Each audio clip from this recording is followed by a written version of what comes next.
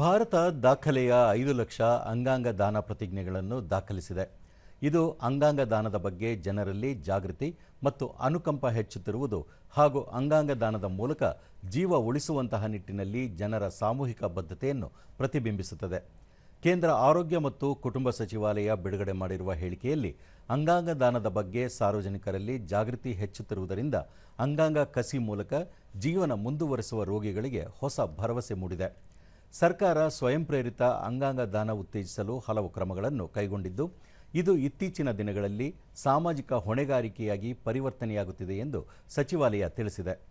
ಈ ಕುರಿತಂತೆ ಮಾಹಿತಿ ನೀಡಿರುವ ರಾಷ್ಟ್ರೀಯ ಅಂಗಾಂಗ ಮತ್ತು ಅಂಗಾಂಶ ಕಸಿ ಸಂಸ್ಥೆಯ ನಿರ್ದೇಶಕ ಡಾಕ್ಟರ್ ಅನಿಲ್ ಕುಮಾರ್, ಅಂಗಾಂಗ ದಾನಕ್ಕೆ ಬೆಂಬಲ ನೀಡುತ್ತಿರುವುದಕ್ಕಾಗಿ ದೇಶದ ಜನತೆಗೆ ಕೃತಜ್ಞತೆಗಳನ್ನು ಸಲ್ಲಿಸಿ ಮತ್ತೊಂದು ಮೈಲಿಗಲ್ಲು ಸ್ಥಾಪಿಸಲು ಎಲ್ಲರ ಸಹಕಾರ ಅಗತ್ಯ ಎಂದು ಹೇಳಿದ್ದಾರೆ.